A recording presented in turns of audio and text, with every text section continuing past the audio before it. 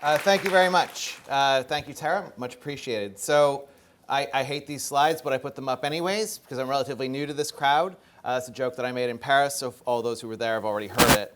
So I'm the vice president of the AbleGamers charity. We are a charity that creates opportunities for play to try to combat social isolation and foster inclusive communities and encourage well-being with people with disabilities through video gaming.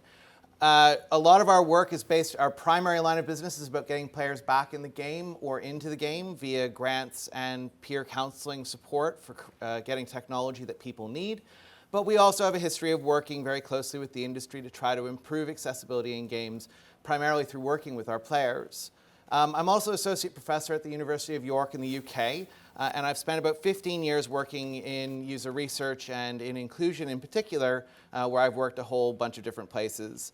I'm a sequential art aficionado, aka comic book nerd, so if you get nothing out of this and have nothing to talk to me about, please come talk to me about comic books.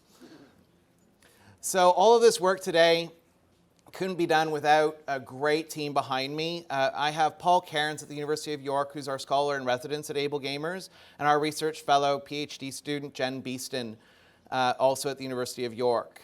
Mark Barlay, Greg Haynes, Craig Kaufman, and Steve Spahn, all of them have been immensely supportive of this work and have helped us make sure that as a team, we've been putting forward the best foot we can into the industry to make sure that this gets traction, and everyone on this list has contributed. Most importantly, though, is our players. So in player panels, we work with now over 400 active members. We try to provide a matchmaking service between developers and players. So if you find that you want to do research with players with disabilities, or if you want to test your games with players with disabilities, please come talk to us. We have a number of studios who have worked with us now over the last year and a half, and we have a process in place to try to match you with players to test your game. So if you want to talk to me about that afterwards, or Mark, I would be more than happy to talk about that. These players are absolutely essential to this work. All the work that I'm going to talk to you about today has been informed by the players, and in particular them giving their time generously to us to try to understand where the problems are in the game space, but also to try to come up with new ways to help. One of the big pieces of work that we have done over the last year is talk to players about their experiences. So we're starting to really shift the language of accessibility across the industry, where we're now talking about experience first. It's not just about getting someone playing. Because while it's important to be able to move around in a game or take in information from the game, that's not really playing a game. Unlike the web or other technologies where we have a thing that we want to do with accessibility, games are primarily about experience. And if players aren't having the experience that they want to have, the experience isn't accessible to them. We spoke with about 150 players, talking to them about what their experiences were, and we also talked to a number of non-disabled players to try to compare them. I spoke on this back in Paris, so I won't go through all of the information, but one of the really important things to take away for this audience is that for our players with disabilities, they want mostly the same things that non-disabled players want in games as well. So they want to be connected with others. They want to benefit in different ways from the time that they play. They want to be diverted from everyday concerns and escape into realities that other people create. And I want to emphasize that that's not about trying to get away from a disability. It's the same as our non-disabled players, escaping into a world that someone has created.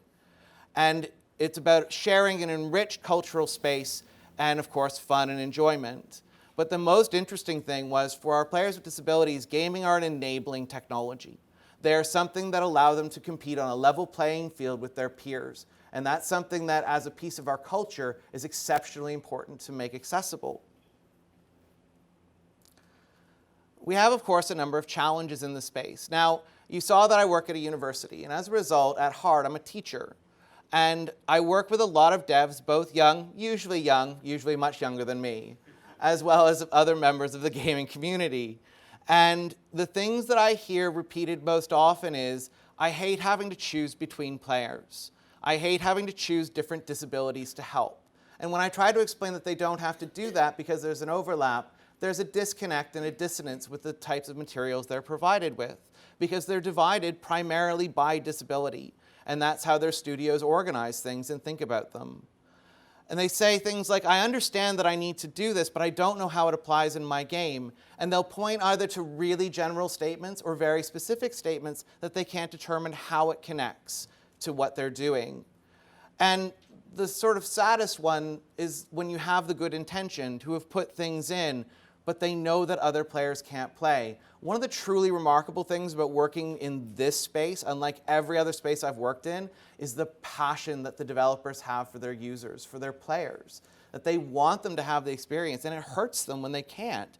So when they have people with disabilities saying, I can't play your game, it really disturbs them, not because, a social justice reason, but because it's their thing, it's their art they want people to consume. And so we started thinking about these problems quite a lot because we want people to create truly innovative, accessible games. So how do we do that? Well, our current game industry largely works around checklists, and that's true for a lot of accessible technology. We build with checklists because it's something that we understand. We have people identify things that are wrong and create checklists that help developers not do those wrong things again. They're often reactive in that we do something wrong and then we fix it. And then we turn around and we tell people not to do it. And that's okay, and we repurpose it for design, but that's not how design works in a lot of the rest of the space. Checklists often focus on solutions, not on the experiences that come out from them. And one thing that I talk about a lot, and this is true in the work that I've done on the web and in Universal Design for Learning and in a lot of different spaces, a good checklist can help us test really well. We heard Forza talking about that today. But it can't necessarily help us innovate new designs because there are rules that we follow, and that's not how we think about design very often. So while it can be done that way, I posit that there's a few problems at the moment. Number one is we have this implementation lag that I've talked about a little bit at Paris, where we do a cycle and we do something wrong and then we fix it, and then we do something wrong again and we fix it, and we end up with increasingly long lists. But aside from that, we also have a conceptual lag. And that conceptual lag is around how we do our accessibility and how we think about it. In every other part of design, when you look at user experience design, when you look at Ben Schneiderman, when you look at Don Norman, when you look at Nielsen, these are names that people who've worked in other areas of UX probably know. In the 1990s, they started making checklists. And they work in that they provide a way to test your designs and think hard about them. But I can find textbooks from the early 2000s that tell you that guidelines are not a way to try to do design because they're either too specific in that they don't apply to the situation you're in, or they're too general sometimes in that they don't provide you really knowledge of how to get in and what problem you're trying to solve. And as a result, accessibility, and this isn't true just in games, it's across accessibility, we rely really heavily on what is essentially an old design ideal. The rest of the game industry works on design thinking, where we build with user research, we do good design, and then we test, and then we repeat that cycle again and again. And when I listened to Crystal Dynamics talk back in Paris, that's what I heard about Tomb Raider. It was about generative design and doing really innovative things. So how do we try to encourage that? And what I posit is that we need a vocabulary, we need a language. We're at the point where accessibility is matured, where we need a common language and vocabulary that we can start using in our design sessions. And as a result, that's what we've worked to build. So it would be irresponsible for me to stand here and tell you all we're doing it all wrong. So instead, what we said was, let's find out what's going right. And we went and we talked to players with disabilities about what their priority options were. And this is where the player panels come in, where people gave generously of their time. I had 155 people reply, and they provided us answers to a few questions, one of which was, what is the top 5 accessibility options that you look for in games? Some people are in this audience who answered this question. And we had a really broad group of people, and on the screen now are a number of numbers telling you the breakdown of the players who answered. We had a large number of players with physical disabilities, and across the different perceptual disabilities, we had people who are neurodiverse and people with broad cognitive or mental health difficulties. When we look at these numbers, they're actually very close to the overall player panels. We actually didn't try to do that. That just happened. And that was really exciting because we kind of thought they might end up isolated, but we actually pulled across the disabled community. So we're really proud of this work in that we feel it is quite representative of our players. Now, if I was doing this, say, in archives or on the web or in banking or accounting or the other horrible places I've worked in my life, what I would do is I'd probably get 1 or 2 words. The wonderful thing about working in games is I received 510 answers. Not only did I receive sort of 510 answers of one-word answers of captions or key remapping, I received blocks of text where I kind of went, holy moly, where they not only told me what they wanted, but why they wanted it. And it was a remarkable piece of quality data that I'm really grateful to have seen because it helped me sort of begin to reframe a number of my own preconceptions as well. We coded up this huge amount of data and we ended up with 45 different options, which shows us that the space is really broad that people are looking for. People are really diverse. And what the players want in their games is as diverse as they are. But that's not useful if we're trying to build a language. I can't give you 45 different terms. So instead what we did was we tried to pull up. And we tried to pull up to a set of related options, and we tried to frame them in terms of what players needed the options for. And when we did this, we tried to do it quite rigorously, and we had multiple people code up the data, and we found that we could code them up about 95% in terms of the reliability of getting it. So we're pretty sure that this is a good representation of what's in that data. The first set of options that we had were access options. Those access options primarily deal with what we talk about as the player loop. So it's players putting information into the machine and getting it out. So in a really boring world, it's sort of like the old processor models that we used to have. But really, this is about players playing your game and being able to take action in the game or flexibly get information out of it, which is something that Mark Friend talked about back in Paris. That when we break down the player loop, those are our key things. That we're trying to work out ways that we can either perceive or interpret information or try to distinguish what they're supposed to do or take specific actions in the game. On the screen now is a graph where I've got a set of different options, and I won't read them all off, but I'll give a summary of the top 3. The top 3 things that we saw that players mentioned was control personalization, which was different ways of mapping keys. Often people were requesting full remapping. In other cases, they were being specific, like being able to toggle on and off versus holding something, or being able to change the sticks or not use the sticks both at the same time on a controller. One of the dominant ones was alternative channels, so the ability to take information in through different modalities, either speech or hearing, either hearing or visual or sometimes haptic. This included things like captioning, which was massive in the space, so we were looking at over 50% of people saying they looked for it. And we also had things like haptic cues or sound alerts, or in some cases, visual cues. And tied to all of this was the ability to alter the way that people inputted, and interestingly, also clear text became very popular, where people talked about changing the font or size of text in the interface, in the captions, and in other parts of the game. That'll come back in a minute when I get to the different patterns. I've lost track of time. I have 20 minutes. Am I close to that? Sure I am. Moving on. So the challenge options are the more broad set of options that we're looking at, where it's about tuning the experience within the game. Either performance challenges, so Twitch, or problem-solving challenges, cognitive, or decision-making challenges about making choices within options. And so we have performance options dominating this space, but we also had people talking about being able to skip content, skip options, or being able to train themselves in different ways through tutorials or progress options where they can have alerts as to what they're doing. When we start building these up, one of the things that we noticed was some of the other questions we asked were about games that they found were best for them and were poor for them in terms of our players. When we looked at it, when games were in bad shape and people couldn't have the experience they wanted, they only talked about access level options. If you don't get those access options right, it doesn't matter if you can slow the game down or whether or not you can control different types of emotional challenge, because you can't get around the game.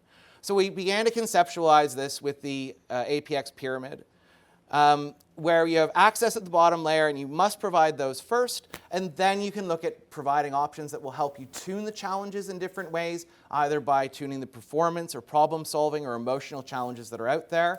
And once those are done, we then have a game where people can have the experience that they want, free from any kind of barrier related to their disability. And these we call accessible player experiences.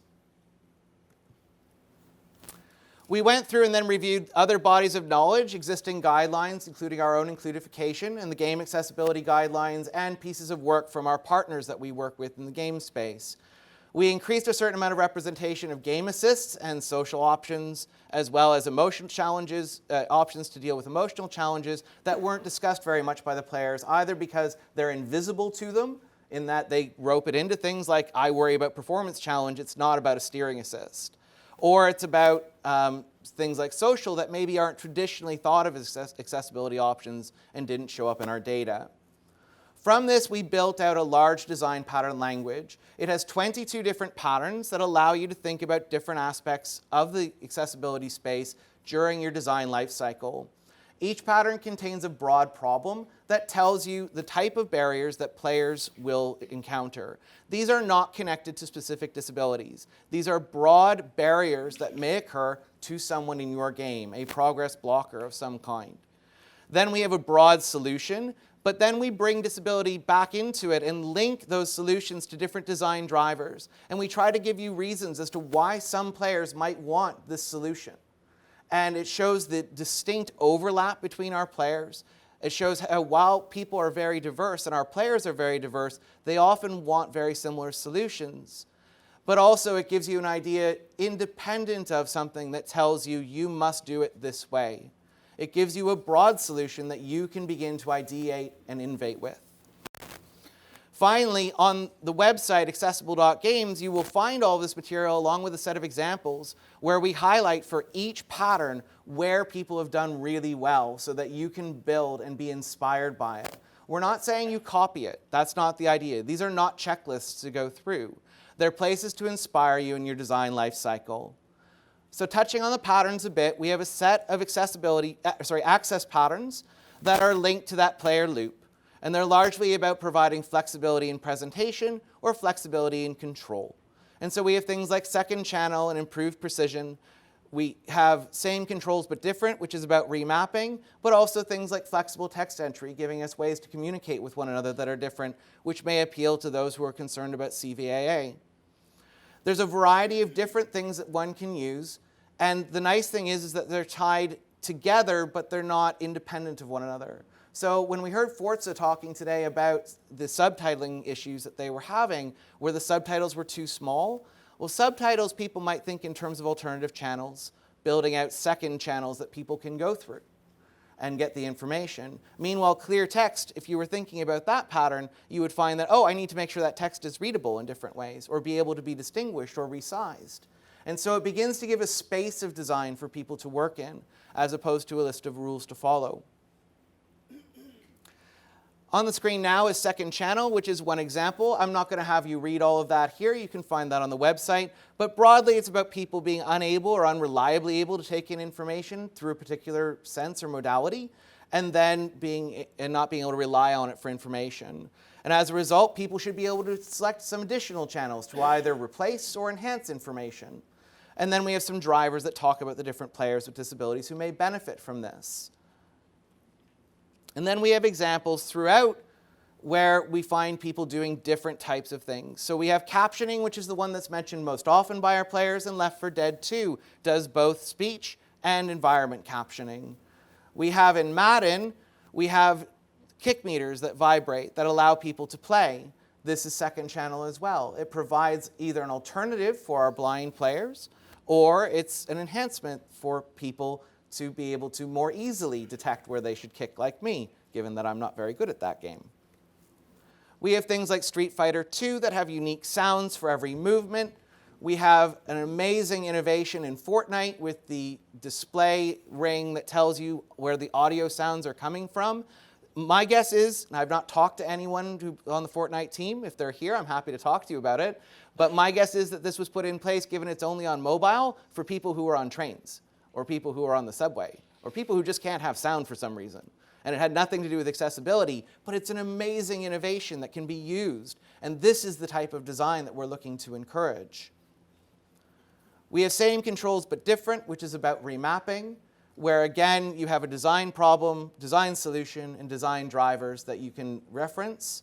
And we find various games, such as Injustice 2, who allow full remapping, Nier Automata, who allows mapping of different types of information, as well as the directions of cameras, including a horizontal camera remapping, which I'm not sure why it's there, but I bet someone wanted it, so that's really cool.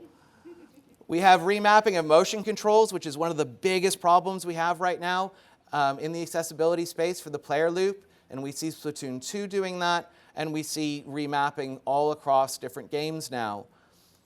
Similarly, in challenge patterns, we find different ways to tune the experience. And the way that we tune that experience is by allowing people to modify the performative, the cognitive, or the emotional challenges that they encounter in game. So we find things like being able to, for example, undo, redo, being able to undo an action. The famous example of this was the, "Are you sure you want to continue? This is not something you can undo," which I may have seen on Twitter at some point of someone being angry about it. And that's totally okay and helped inspire this pattern. We also have things like being able to provide a helping hand, our different game assists. That's the computer helping people. So either being able to steer or aim or hints in puzzles. But then we have things that also allow people to have other friends play with them and help, like play alongside or train their own skills up in training grounds. And one that's for me is moderation in all things, that allows me to modify the different emotional experiences that I maybe can't handle due to my own disabilities around mental health. As we start to move into this, there's sort of the default, as I always call it, the last pattern on the list is if we can't make it accessible to someone, give them the ability to bypass it. Let them be able to move through a game so you don't have a progress blocker. I encourage people to try to find different solutions before they reach for this one. But boy, I was really happy when some of these existed in Spider-Man. Don't worry, Spider-Man's my favorite game of the year right now. I'm not dissing Spider-Man. We have things like skipping with Ratchet and Clank in terms of skipping cutscenes. Spider-Man, this was why it was so happy for me, because there's quick time events that I was really rubbish at. My 9-year-old daughter loved them, but I was terrible at them. And they were replaced by very broad movies that allowed me to still see the story, which as a comic book fan is the thing that I wanted to engage with. And we've heard about Infernium earlier today, where they allow you to turn off all of the different combat mechanics. And I could try to fake through and tell you what exactly that turns off in terms of what attacks you, but I've never played Infernium, so I don't really know.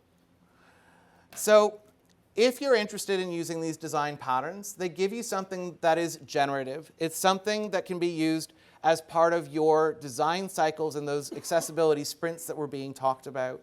We've been working with different developers, we've been working with different studios, and I've given presentations at a couple of them. And we know that they're being used in their space. I have photographs from designers who have our deck of cards out where they have Post-it notes all over them. And that's pretty exciting to see someone using this language to try to generate new ideas. The best things I've heard, you've made accessibility accessible. That was probably my favorite quote, in that people are able to get to grips with this relatively quickly. But the one that almost made me cry when I knew that we actually had done it right was, I don't have to choose between people anymore. And that was a really exciting thing to hear. And that was from a different person who had told me, I don't like choosing between people. So I think we've maybe hit on something that people can use. Please visit accessible.games games if you're more interested in details regarding the design pattern language, where you'll find the examples that I haven't been able to put on the slides. If you're around today, Mark and I are here with a set of design decks, and we're very happy to give you one to take back to your studio, which is 22 cards that give you the different design patterns to use during your meetings. And Mark and I are presenting, you'll see in the schedule for the IGDA presentations at GDC on Wednesday, where you'll get a deeper dive into our data and the work we've been doing around this. And if you want to do some training on this, we're going to be offering the APX Practitioner Certification coming in autumn 2019. If you'd like to talk about that, please do let us know. Again, thank you so much for listening to me, and thank you to my players, because without them, this would not have been possible. And thank you for the amazing team at AbleGamers for supporting me and my team at the University of York. Thank you very much for your time and being such an attentive audience.